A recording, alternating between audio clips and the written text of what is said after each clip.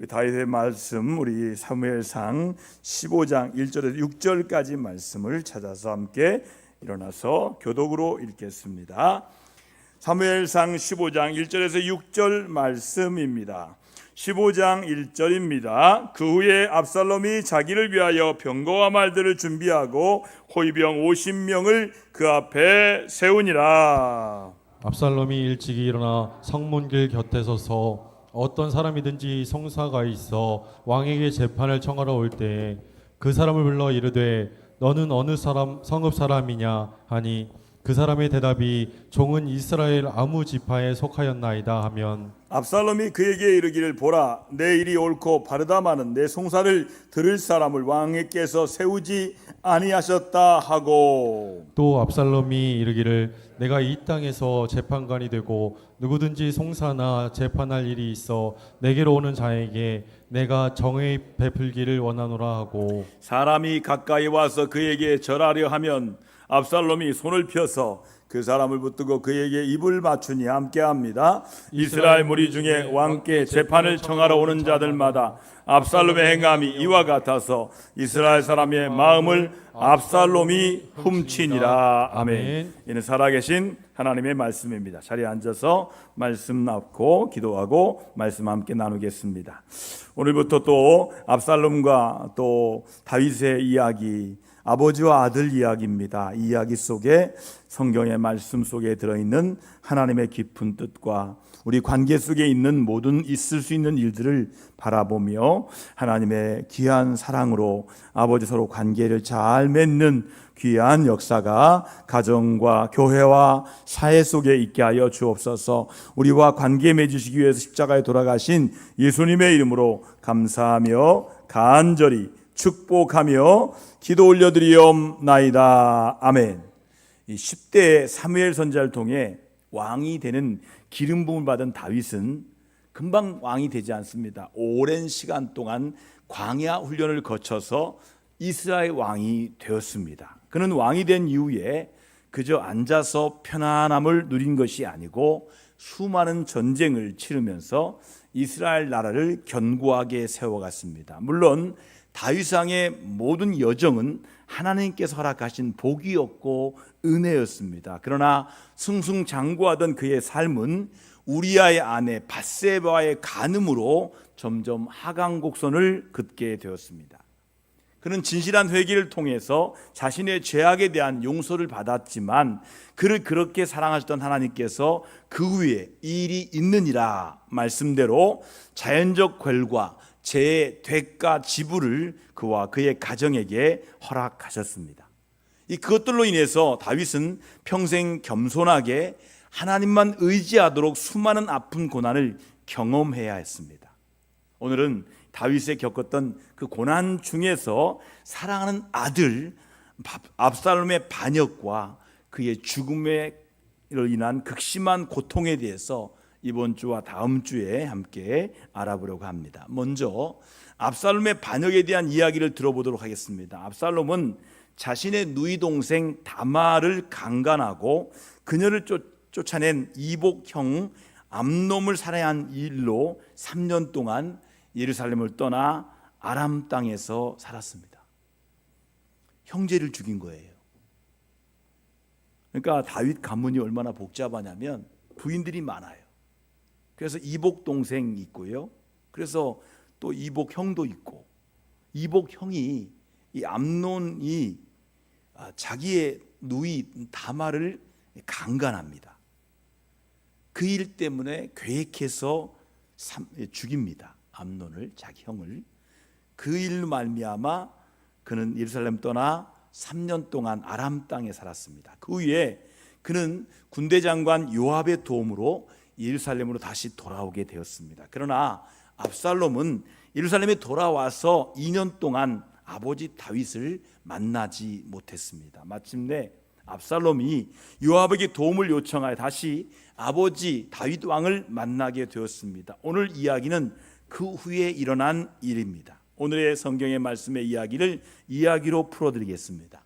이 압살롬은 아버지 다윗 왕을 만나게 된 후에 자신이 쓸 이 전차와 말들을 착착 준비했습니다. 그리고 호위병도 50명이나 두었습니다. 압살롬은 아침에 일찍이 일어나 성문 가까이에 서 있었습니다. 재판 거리에 있어 이 왕을 찾는 사람이라면 그 성문을 지나가게 되어 있었기 때문입니다.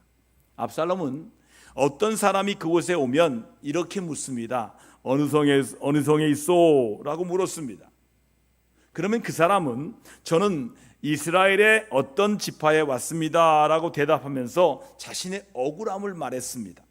그러면 압살롬은 그에게 말합니다. 당신 주장이 옳군요. 하지만 이 왕궁 안에는 당신의 억울함을 풀어줄 사람이 없소 라고 말했습니다. 또한 압살롬은 나는 이 나라의 공정한 재판관이 되어 모든 사람에게 공의로운 재판을 베풀기를 원합니다 라고 말했습니다. 사람들이 압살롬에게 가까이 와서 절을 하면 자기 손을 내밀어 그들을 일으키고 그들에게 오히려 입맞추었습니다. 압살롬은 다윗 왕에게 재판받으러 오는 모든 이스라엘 백성들에게 이런 식으로 행동했습니다. 그래서 모든 이스라엘 백성들의 마음을 사로잡게 되었습니다. 4년이 지난 후에 압살롬은 다윗에게 찾아가 말했습니다.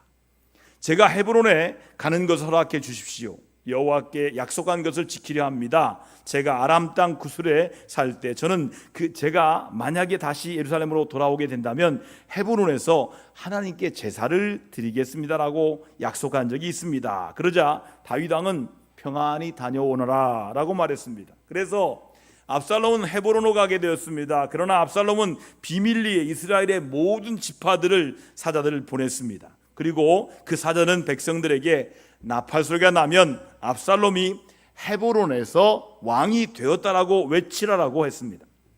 압살롬은 자기와 함께 헤브론에 갈 200명의 사람들을 초대했습니다. 하지만 그들은 압살롬의 계획을 전혀 알지 못했습니다.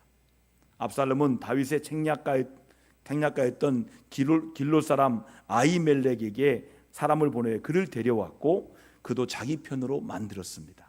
압살롬의 계획은 차질 없이 착착 진행되었고 그를 따른 사람은 점점 더 많아졌습니다. 이러한 계획이 진행되어 가는 중 어떤 사람이 다윗에게 와서 말합니다. 이스라엘 사람들은 압살롬을 따르기 시작했습니다라고 말해 주었습니다. 그러자 다윗은 예루살렘의 모든 신하들에게 말했습니다. 서둘러 떠나도록 합시다. 서두르지 않으면 압살롬에게 잡혀 모두 목숨을 잃게 될 것이요 그는 우리를 해치고 백성들까지 죽일 것이요. 그러자 신하들은 왕께서 말씀한 대로 따르겠습니다라고 말했습니다. 다윗 왕은 왕궁에 있던 모든 가족들을 다 데리고 왕궁을 빠져나갔고 후궁 10명은 왕궁을 지키도록 남겨두었습니다. 오늘의 말씀의 이야기입니다. 이 다윗의 생애에서 가장 비참하고 가장 충격적이고 마음에 큰 아픔이 있었던 때는 언제였을까요? 아마도 사울 왕에게 쫓겨다니면서 여러분의 죽을 고비를 넘길 때가 아니라 그의 사랑하는 아들 압살롬의 반역으로 왕궁에서 쫓겨나 도망자 생활을 했을 때일 것 같습니다. 가장 힘들 때가 어디냐면 자기 아들에게 쫓겨나서 도망자 생활할 때입니다. 그때 나이가 65세 넘은 나이예요.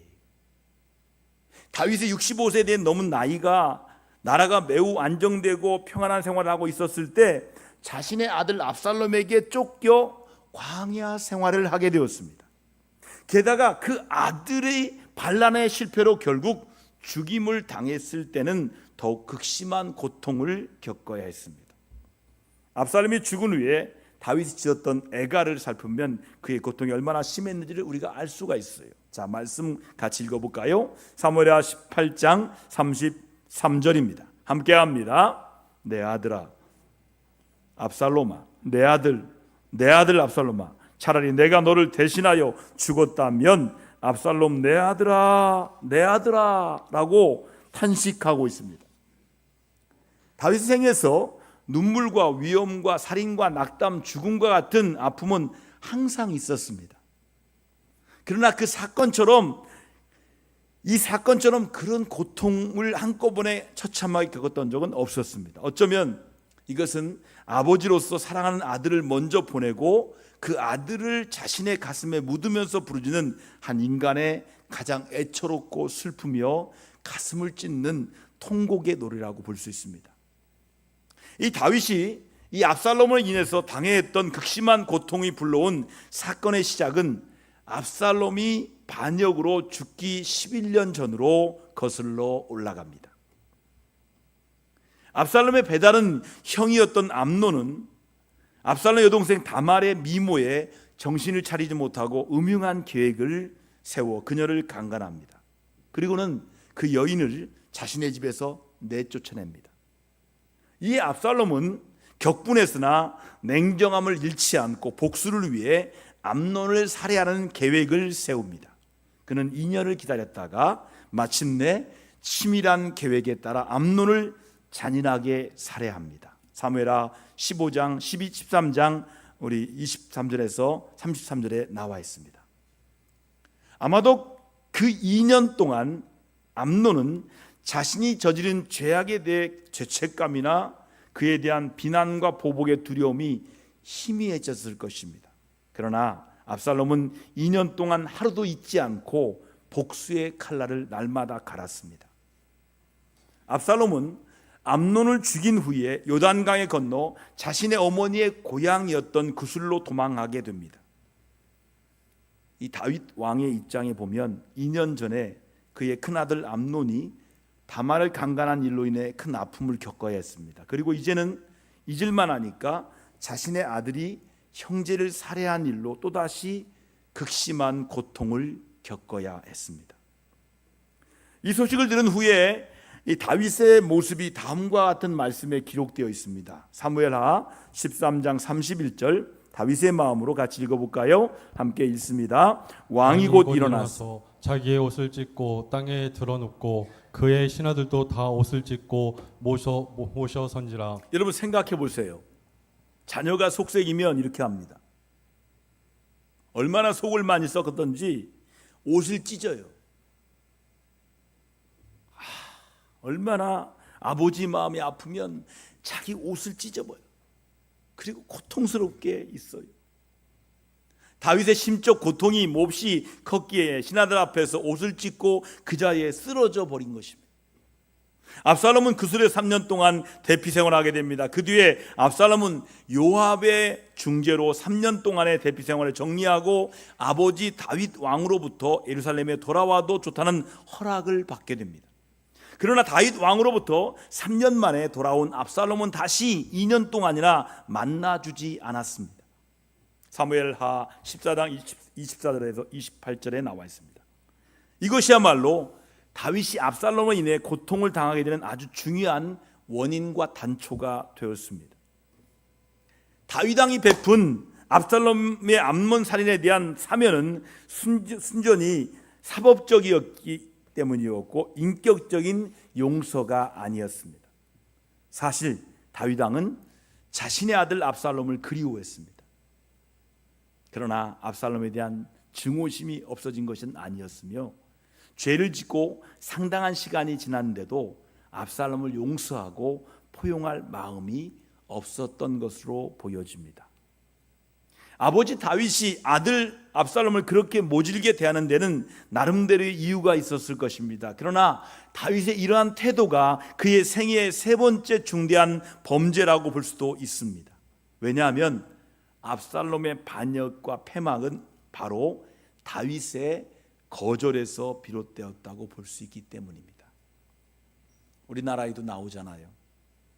태조 이성계가 이성계를 그렇게 인정받고 난 이방원에게, 이방원은 아버지의 거절을 받잖아요. 그래서 아버지 인정을 받으려고 열심히 하지만 계속 거절당하니까 어떻게 합니까? 왕자의 난으로 자기 형제들을 다 죽이잖아요. 성경도 똑같은 이야기입니다. 압살롬의 반역과 패망의 원인은 아버지 다윗의 거절에서 시작됐습니다. 이 밧세바의 간음 사건을 다윗이 순간적인 육체적 정욕을 다스리지 못하여 일어난 범죄라고 본다면 그녀의 남편 우리아 살인 사건은 첫 번째 죄를 은폐하라는 욕망에서 비롯된 것이었습니다. 그러나 자신의 아들 압살롬을 계속 거절한 것은 자신이 하나님으로부터 받았던 큰 은혜와 사랑을 자신의 기대를 저버리던 아들의 나누기를 거부하는 죄라고 볼 수가 있을 것입니다. 다윗은 하나님의 사랑을 많이 받았어요. 근데 그 사랑을 자녀에게 흘려보내지 않습니다. 하나님의 사랑을 받으면 흘려보내야 하잖아요. 그런데 아들에게, 특별히 압살롬에게는 그 사랑과 은혜를 흘려보내지 않습니다. 다윗은 3년 동안이나 이방 땅에 떠도는 압살롬을 불러들이지 않았고, 그러면서 압살롬을 그리워했습니다.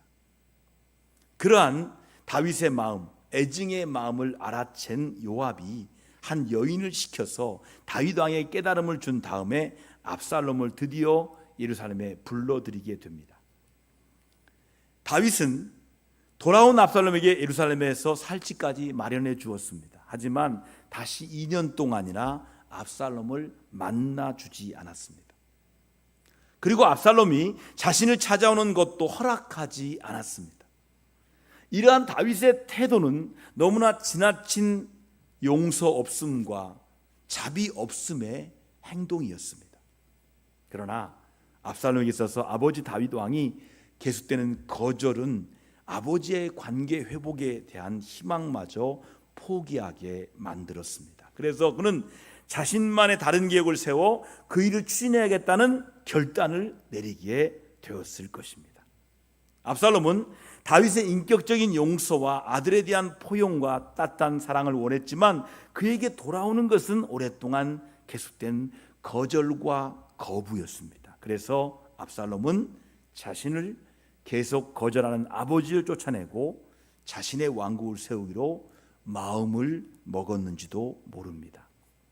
여러분, 성경에 나와 있지는 않지만 거룩한 상상력으로 생각해 볼 수 있는 말씀입니다. 그의 계획은 4년에 걸쳐서 준비되었습니다. 압살롬이 예루살렘에 돌아온 후 2년 동안 압살롬과 백성들의 마음에는 큰 변화가 일어난 것이 분명합니다. 압살롬이 암논 형을 죽이고 도망갔을 때는 자신의 살인 행위에 대해서 두려움과 죄의식으로 움츠려들었을 것입니다. 그러나 계속되는 아버지의 거부로 자신의 살인이 결코 사적인 행동이 아니었으며 나라를 위해서 파렴치하고 패륜적인 행동을 한 암논을 죽인 것은 잘한 일이라고 생각하게 된 것 같습니다. 그래서 압살롬은 요압에게 다윗 왕과 만날 수 있도록 주선해 줄 것을 부탁하면서 만일 내가 죄가 있으면 왕이 나를 죽이시는 것이 옳으니라 라고 당당하게 말합니다. 자신의 살인행위가 잘못된 것만은 아니라고 항변하고 있는 것입니다. 또한 2년 동안 예루살렘의 왕세대로 지내면서 백성들의 압살롬에 대한 평가도 점점 바뀌고 있었습니다. 이것은 단순한 형제살인이라기보다는 나라와 백성을 위해서 정의로운 행동을 했다라고 보게 된 것입니다. 당시 다윗은 자신의 나이가 60대 중반을 넘기고 있는데도 권력을 이을 사람을 지목하지 않고 왕권을 물려줄 준비도 하지 않고 있었습니다. 이에 대해 다윗 통치 후의 나라를 걱정하는 사람들은 의아하게 생각했을 것입니다. 왕세자 서열 1위 암논은 왕으로서 자격 미달인 옳지 못한 행동을 했고 내버려두면 그런 사람이 왕이 될 뻔했습니다. 따라서 그 암논을 제거한 압살롬은 어떤 면에서 보면 나라의 영웅이었습니다. 압살롬은 아버지 다윗의 정치가 너무 소극적이다 못해 무기력하고 능률적이 아니라고 생각했을지도 모릅니다. 매사에 하나님께 매달리기보다는 조금만 더 인간적인 지혜와 전략을 사용하면 훨씬 부강한 나라 만들 수 있다는 생각한 것으로 보입니다. 이어지는 말씀은 압살롬의 전략을 그대로 보여주고 있습니다. 자, 사무엘하 15장 1절입니다. 같이 읽어볼까요? 시작. 그 후에 압살롬이 자기를 위하여 병거와 말들을 준비하고 호위병 50명을 그 앞에 세우니라. 하나님께서는 이스라엘 왕에게 말이나 병거를 사용하지 않도록 명령하셨어요.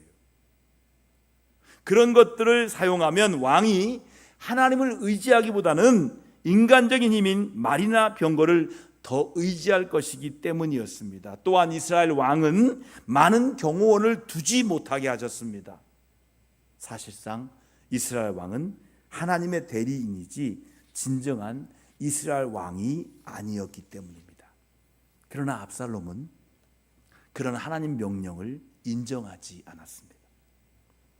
압살롬은 그동안 다윗 왕이 해왔던 재판에 대해서도 인간적인 방법을 사용했습니다. 사실 하나님의 말씀으로 재판을 하게 된다면 융통성은 있을 수 없었습니다. 그러한 재판은 인간성이 없다라고 생각될 수 있었습니다. 인간적인 방법을 선택한 압살롬은 성문에 서서 다윗 왕에게 재판을 받기 위해서 오는 사람들을 중간에 가로챘어요. 그러면서 올바른 판단을 해주기보다는 인기를 얻기 위한 판단을 그들에게 내려주었습니다. 또한 이스라엘 백성들은 대하는 모습에서도 파격적인 태도를 보였습니다. 자, 사무엘하 15장 5절입니다. 같이 읽겠습니다. 사람들이 가까워서 그에게 절하려 하면 압살롬이 손을 펴서 그 사람을 붙들고 그에게 입을 맞추니. 아멘. 여러분, 재판이 필요한 사람이 압살롬에게 오면 왕세자인 그는 사람들을 절하는 것을 말리면서 그의 입까지 맞추었습니다. 최고의 권력을 가진 사람이 이렇게 겸손하고 섬기는 자세로 대해주자 백성들의 마음이 다 녹았을 것입니다. 사실 압살롬의 재판은 공의가 살아있는 올바른 재판이 아니었습니다. 그것은 재판이 아니라 사람들의 마음을 훔치는 것이었습니다. 이스라엘 무리 중에 왕께 재판을 청하려는 자들마다 압살롬의 행함이 이와 같아서 이스라엘 사람들의 마음을 압살롬이 훔치니라 라고 말씀했어요. 이렇게 하여서 다윗의 아들 압살롬의 반역의 마음이 이제는 반역 실행으로 무르익어 가고 있습니다. 오늘 말씀으로 우리가 기도할 것은 권력의 눈이 멀면 아버지와 아들 사이도 이렇게 원수 관계가 될 수 있다는 거예요. 아버지와 아들 간의 원수 관계를 풀 수 있는 것이 참 어려워요. 좀 아버지가 아들에게 좀 마음을 터놓고 얘기하면 좋은데, 아니면 아들이 아버지에게 안기면서 아버지 하면서 하면 좋은데, 이 압살롬과 다윗 왕은 서로가 서먹서먹한 거예요. 아니 원수 관계로 계속 사는 거예요. 그러다 보니까 결국은 아들이 아버지를 배신하고 반역하고 전쟁을 일으키는 거예요. 자, 오늘 밤에 돈과 명예와 권력의 눈이 멀지 않도록 기도하겠습니다. 돈에 눈 멀고 명예에 눈 멀고 권력의 눈이 멀면 보이는 게 없어요. 윤리도 사라지고 신앙도 사라지고 가정도 사라지고. 여러분, 이 시간에 기도할 때 하나님, 내가 돈에 명예에 권력의 눈이 멀지 않게 해주세요. 사랑으로 서로 지켜주고 서로 위해 기도해주고 끝까지 신의를 지키는 우리들의 모든 관계를 위해서 함께 여러분 관계, 여러분 가정을 위해서, 자녀를 위해서, 부모와 자녀의 관계를 위해, 부부 관계를 위해 동성으로 우리 교우들의 관계를 위해 함께 눈 멀지 않도록 함께 동성으로 기도하겠습니다. 주여 하나님 아버지, 감사합니다. 오늘 밤에 우리의 눈이 떠여지기 원합니다. 돈과 명예와 권력의 눈이 멀면 하나님도 안 보입니다. 가족도 안 보입니다. 아버지도 안 보입니다. 아들도 안 보입니다. 그래서 서먹서먹한 관계하다가 서로 원수 관계로 전쟁을 일으키고 이렇게 압살롬과 다윗의 전쟁으로 비극으로 맞이하는 것을 말씀을 통해 보게 하시고, 우리의 관계 속에 아버지여 눈 멀지 않게 하여 주옵소서. 돈에 눈 멀지 않게 하여 주옵소서. 명예와 권력에 눈 멀지 않게 하여 주옵소서. 오직 주님의 사랑으로 서로 지켜주고 서로 우애해주고 끝까지 신의를 지키는 우리들의 모든 관계들 되게 하여 주시옵소서.